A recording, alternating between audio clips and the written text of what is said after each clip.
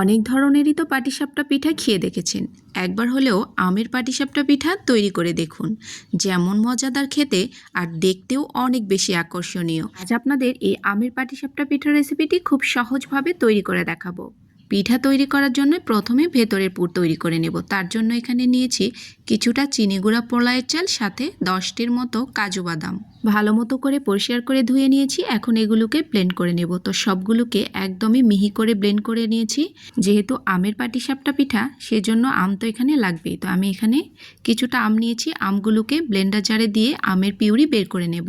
তো চুলার মধ্যে একটি প্যান বসিয়ে নিয়েছি। এর মধ্যে যেই চিনি গুঁড়া পোলাওয়ের চাল আর বাদাম পেস্ট করে রেখেছিলাম সবগুলোকে দিয়ে কিছুটা পানিও দিয়ে নিয়েছি। এরপর দিয়ে নিচ্ছি 1/3 কাপ পরিমাণ গুঁড়া দুধ। আপনারা চাইলে এখানে কিন্তু লিকুইড দুধ দিয়েও এটা তৈরি করে নিতে পারেন। গুঁড়া দুধ দিয়ে নিলে পানিটা ব্যবহার করবেন না। তো এই পর্যায়ে একটা সাদা এলাচ দিয়ে নিচ্ছি ফ্লেভারের জন্য। এখন অনবরত নাড়াচাড়া করে এই খিরসাটাকে তৈরি করে নিতে হবে। তো দেখুন কিছুটা ঘন হয়ে এসেছে। তো এই পর্যায়ে আমি চিনি ব্যবহার করব। খিরসাটাকে একটু টাইট করে তৈরি করে নিতে হবে। তো চিনি দিয়ে নিয়েছি। চিনি দিয়ে ভালো মতো করে নাড়াচাড়া করে নেব। তো দেখুন খিরসাটা অনেকটা টাইট হয়ে এসেছে।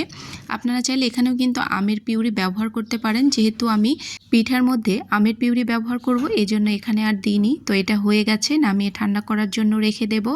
পিঠার ব্যাটার রেডি করার জন্য প্রথমে দিয়ে নিচ্ছি 1 কাপ পরিমাণ চালের গুঁড়া, এরপর দিয়ে নিচ্ছি 1 কাপ পরিমাণ ময়দা। দুটোই সমান সমান ব্যবহার করেছি। এরপর দিয়ে নিচ্ছি 1 টেবিল চামচ পরিমাণ চিনি আর সামান্য একটু লবণ দিয়েছি। ভিডিওটি স্কিপ হয়ে গেছে। এখন অল্প অল্প করে নর্মাল টেম্পারেচার পানি দিয়ে ব্যাটারটাকে রেডি করে নিতে হবে। তো কিছুটা ঘন রয়েছে। এই পর্যায়ে দিয়ে নিচ্ছি 1 কাপ পরিমাণ আমের পিউরি। এখন আবারও নাড়াচাড়া করে নেব। তো নাড়াচাড়া করার পরে দেখুন আমি এখানে সামান্য একটু ফুড কালার ব্যবহার করেছি। আপনারা চাইলে এটা স্কিপ করতে পারেন। এখন আবারও সব কিছু ভালো মতো করে মিলিয়ে নিতে হবে। তো পিঠার ব্যাটারটা কিছুটা ঘন রয়েছে। তো আমি এখানে আরও সামান্য কিছু পানি ব্যবহার করব। তো তার আগে এখানে 1 টেবিল চামচ পরিমাণ রান্নার তেল দিয়ে নিয়েছি। তাহলে পিঠাটা ভালো মতো করে প্যান থেকে উঠে আসবে। তো আবারও কিছুটা পানি দিয়ে ব্যাটারটাকে একদমই পাতলা করে রেডি করে নিয়েছি। তো দেখুন পিঠার ব্যাটারটা কেমন হবে তো দেখেই বুঝতে পারছেন। তো আমি এটা একদম তৈরি করে নিয়েছি। তো এরকম চামচের গায়ে লেগে থাকবে। তো পিঠার ব্যাটার একদম রেডি হয়ে গেছে। তো সামান্য একটু প্যানে তেল দিয়ে নিয়েছি। এরপর একটা টিস্যু দিয়ে মুছে নেব। পিঠার ব্যাটার দেওয়ার আগে অবশ্যই চুলা জালটাকে লোতে রেখে দিতে হবে। এই পর্যায়ে আমি ব্যাটার দিয়ে নিয়েছি। এখন চারিদিক থেকে ছড়িয়ে দেব।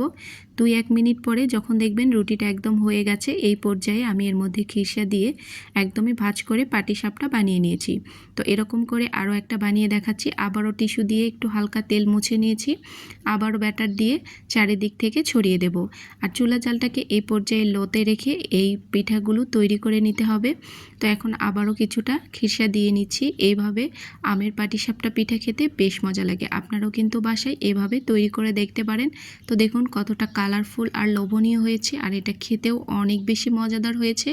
আপনারা অবশ্যই বাসায় এই আমের সিজনে একবার হলেও এইভাবে আমের পাটিসাপটা পিঠাটি তৈরি করে দেখবেন। যদি আমার রেসিপিগুলো আপনাদের কাছে ভালো লেগে থাকে, লাইক, কমেন্ট এবং শেয়ার করে দেবেন। এই পর্যন্তই। সবাই ভালো থাকবেন। আবারও দেখা হবে নতুন কোনো সহজ রেসিপিতে। আল্লাহ হাফেজ। আসসালামু আলাইকুম।